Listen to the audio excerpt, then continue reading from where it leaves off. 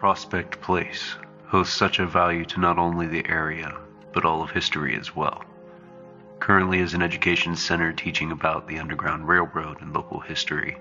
Prospect Place was once home to a 12-member family and a stop for an unknown number of slaves on the run. The house served as an encampment during the Civil War and a shelter to help those in need. The good deeds of the owners far outweigh the death and tragedy of the time period, but the mansion still holds a large sum of souls who do not even know they are past their expiration, yet some others who simply do not want to leave their former home. Visitors can experience history and otherworldly entities, whether they believe in the afterlife or not. Thanks in large part to the family of the original owner, Prospect Place still thrives on those who want to keep the past alive and others who want to believe in something else. The mansion has withstood the test of time and is open to all those interested in exploring the past hands-on, no matter what their belief system. The 29-room mansion is hidden in plain sight in the small town of Trinway, Ohio. Prospect Place was constructed in 1856, right before the Civil War, by George Willison Adams, a well-known abolitionist. George inherited this trait from his father as they moved from Virginia to Ohio when he was only 8 years old. His parents freed their slaves and sold their plantation for a new life away from the cumbersome and daily disagreements that came with the slave trade. Being one of 13 children, George pulled away from his parents but kept a close bond to one of his brothers, Edward. This bond was so tight, in fact, that they opened a flouring mill in nearby Dresden, Ohio, with their inheritance from the Virginia plantation around 1830. Their joint venture of Adams Mills not only brought them wealth, but also allowed them to utilize their newfound power to help run a major stop on the Underground Railroad in the 1840s. The mill sat on the Ohio and Erie Canal, with a plethora of small boats and a private boatyard. The Adams brothers built warehouses on the property to help create makeshift hideouts for runaway slaves. Boats would haul flour to New Orleans and pick up slaves on the run and return to the mill. The slaves would then be separated and sent in different directions with clothes, food, and money to get their new lives underway. As the rumors of the brothers' nobility spread, so did their popularity among the locals. This surprisingly brought in more business and wealth to the area. George and Edward began stepping away from the day-to-day operations and began dabbling in the stock market. They both began their own families but stayed very close, so close that they built identical mansions in different locations in Ohio. Edward's home was built close to the mill and even landed the area's namesake of Adams Mills. George constructed his mansion north of Dresden, in Trinway, and dubbed it the Trinway Mansion. Their mansions ran a total of $40,000 each, roughly $1.2 million per mansion in 2019 equivalency. With the stock market growth, the Adams brothers became a large part of the upper class in Ohio. They teamed up together with other well-known prosperous Ohioans and created their own stock company. The first venture for this group was to design and construct a large suspension bridge over the Muskingum River. George fronted most of the cost, and, after years of success as a toll bridge, he sold it to the county. Relishing his success, George and his wife, Clarissa, raised 4 children in the Trinway Mansion. However, tragedy struck once again. Clarissa fell ill and died quickly in 1850. George was heartbroken and distraught. He mourned for years, closing himself into the mansion and rarely being seen in public. His children were raised by the nannies, and George bowed out of his and Edward's business. Eventually, he fell in love with one of his housekeepers, Mary. Mary was roughly 20 years younger than George, but they were happy and in love, and after they married, she moved into Trinway Mansion with him. Once again, George's home became lively. George and Mary raised 10 children, 6 of their own and 4 from Clarissa and George. This did not last long, however, as odd events began to occur in the mansion. Mary and her children could feel ill in certain locations in the mansion. On a few occasions, Mary would see a woman roaming the halls and would keep her awake for nights on end. She recognized this woman as George's first wife, Clarissa. With these strange sightings and George's want to keep Mary happy, he began construction on a new, larger home for them. This home would become known as Prospect Place. George went on record stating that bad memories lingered in the last home and that he had to move on with his new life. Unfortunately for George, upon completion of this new grand mansion, a fire burnt it to the ground. It was a suspected arson which began the fire. The second mansion, designed the exact same, except for a few more modern fire preventatives, was built on the existing foundation of the initial structure. There are two stories rumored to who started the fire. The first is an old Native American woman who threatened George and his family, that set the house on fire, proving her curse that terrible things would happen upon that ground. She claimed that they built the mansion on ancient burial grounds. She was named Satan by the local community. The second is that of a disgruntled bricklayer who boasted in bars after the fact that he burnt the house to the ground. In fact, he was arrested and jailed in Columbus for this crime. He did escape. After working to build the jail, he knew some ways out of it, but he was killed after trying to rob a local store. Being completed in 1857, the mansion featured groundbreaking and unheard of for the time inventions that had never before been undertaken in private home construction. It included indoor pressurized plumbing with hot and cold running water systems, linked to 2 separate coal stoves. This mansion also incorporated a type of refrigeration used to keep food necessities cold, such as milk, butter, and cheese. A simplistic air conditioning system was also incorporated in the home, pulling the cold air from the basement upstairs to the living areas and bedrooms. The mansion boasted enormous sitting rooms and parlors, numerous bedrooms, and a separate servant wing. The elaborate woodwork stretched throughout the house, only being outdone by grand marble fireplaces and expensive staircases. Returning to his civic duties, George opened his home to his Underground Railroad operation.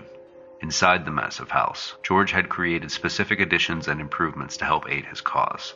He knew that he endangered himself and his family by taking part in such a large piece of the slavery abolition movement that he made as many attempts to cover his tracks as possible. Above the house, the dome-like addition was utilized as a signaling tower.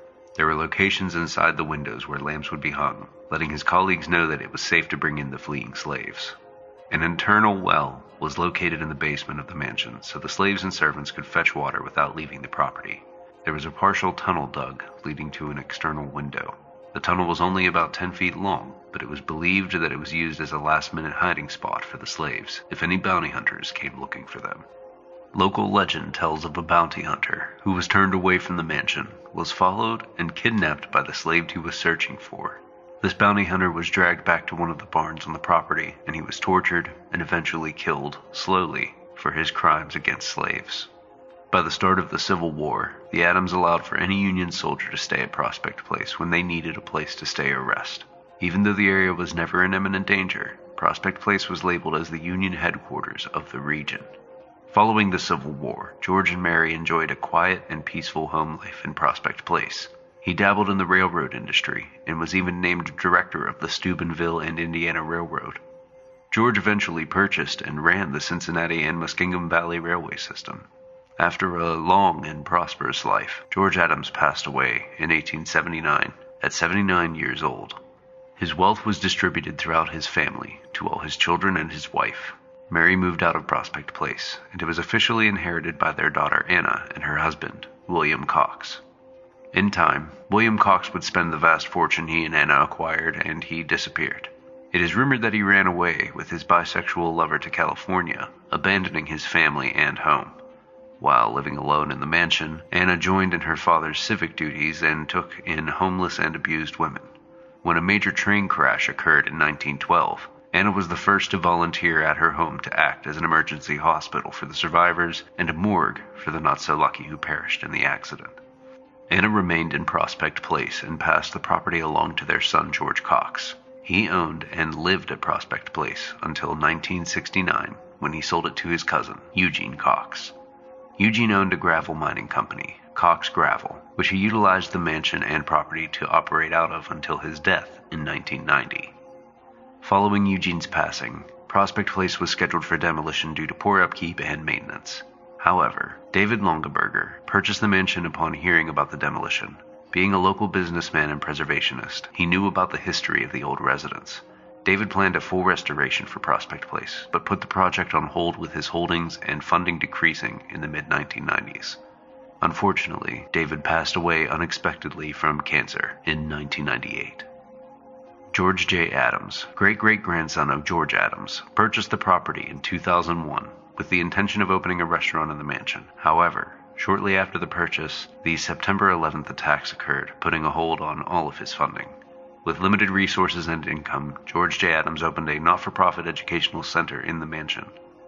The G.W. Adams Education Center was born and officially opened in 2003. The center is utilized to preserve history and act as a resource center for Underground Railroad workings that occurred inside the mansion and on the property.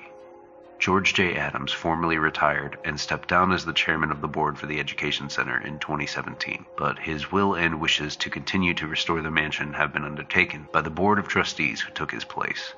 The G.W. Adams Education Center is still in operation and is thriving today. With the incredible history and plentiful amount of tragedy that occurred throughout its past, Prospect Place holds unimaginable tales of heroism, woes, and death.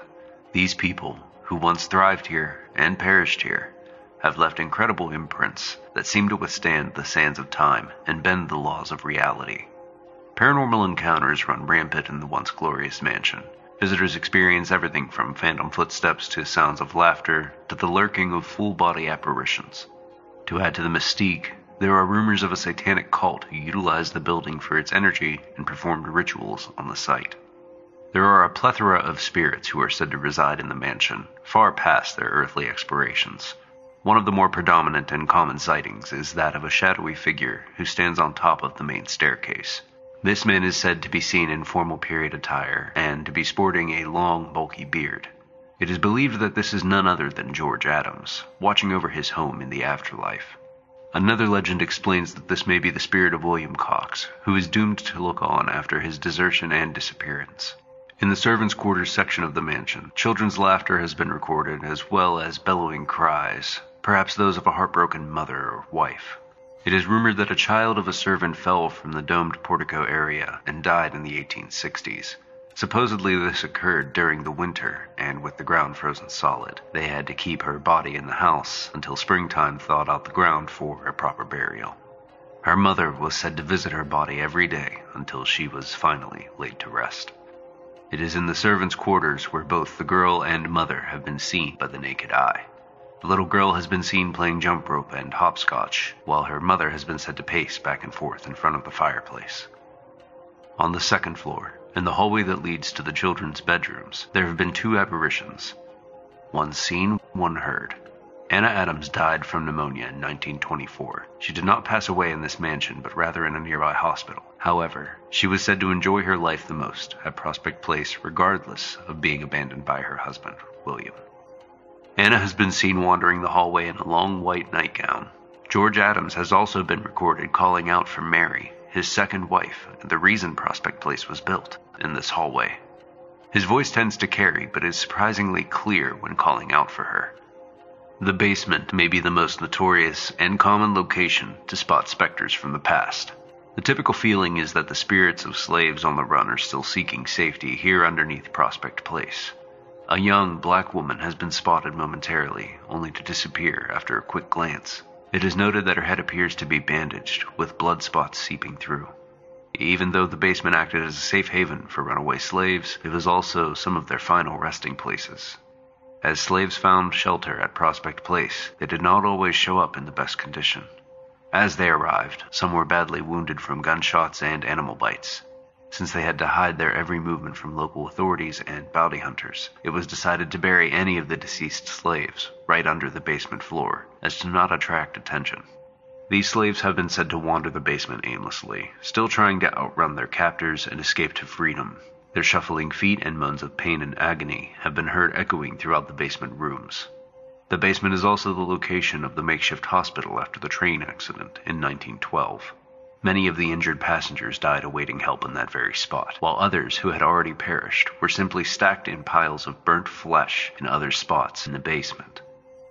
Outside the mansion, but still within the confines of the property, sits the old barn where the bounty hunter was said to be tortured and killed. A dark shadow has been captured by photograph inside the barn, and some visitors even claim to be touched. His spirit is said to still be angry with the harsh justice he received, and can be attributed to the thrown tools and slamming doors.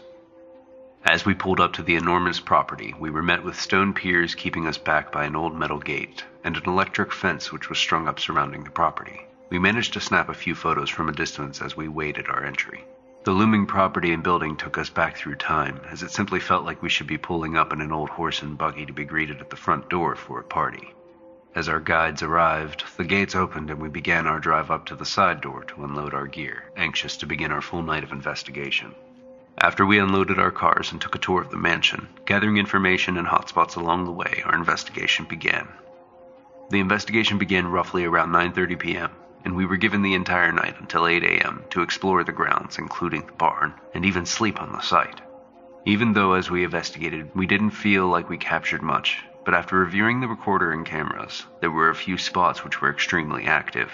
We felt that Mary's room on the second floor, the chapel room on the second floor, and the nanny's room on the second floor, and the attic and ballroom, respectively, had high readings of paranormal activity.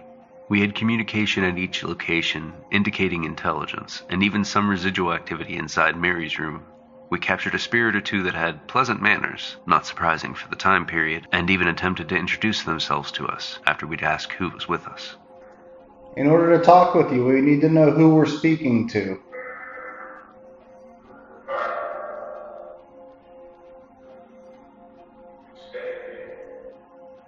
Either the spirits grew impatient or something else entered their room, as we were told to stop and go. Well, just a second ago you were saying you wanted us to leave very strongly. Now you want us to stay. Toward the end of the session, the chapel brought us communication right off the bat, as we asked for Mr. Adams and heard someone tell us that he's on his way. As we awaited his arrival, we attempted to communicate with whoever was in the room, and even prayed with them, to which we captured Amen as a response to the Lord's Prayer.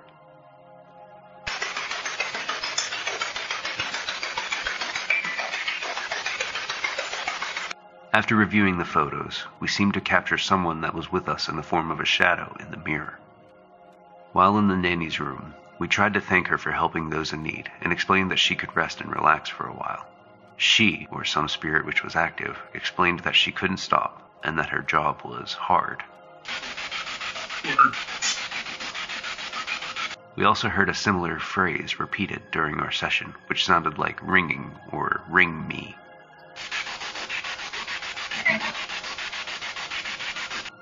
As if the nanny was always in demand for her services. We attempted to stir up some dancing spirits in the ballroom in the attic, as we played period-based music, but really didn't get much response to that. Instead, we felt as though we captured some residual communication, as if there was still an active party in full swing.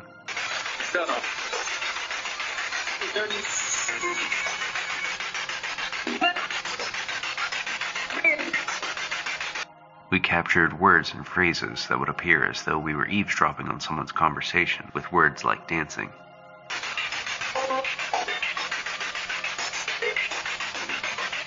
Together.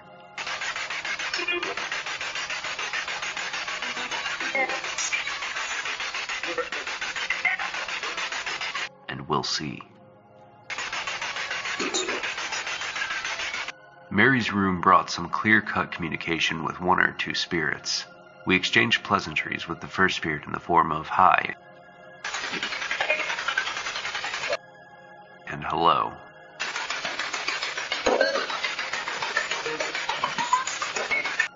As well as capturing a few names.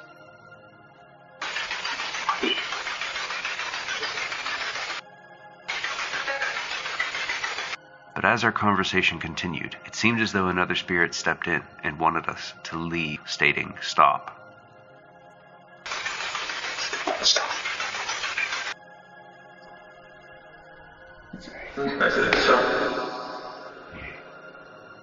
And go.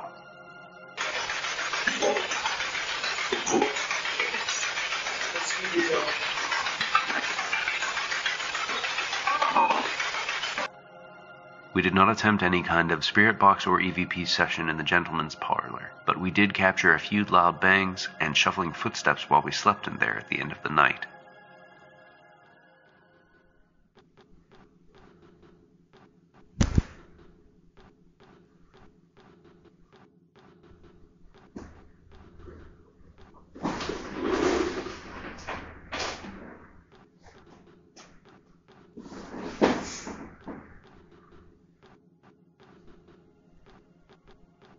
With the evidence gathered, and our experiences while investigating, we can confidently conclude that Prospect Place in Trinway, Ohio, is home to a plethora of different spirits.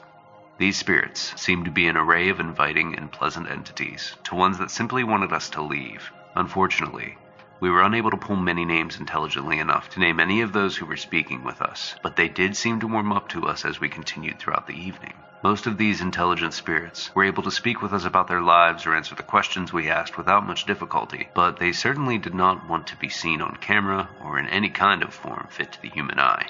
Regardless, Prospect Place houses not only history, but also past residents who are unwilling to move on into the afterlife.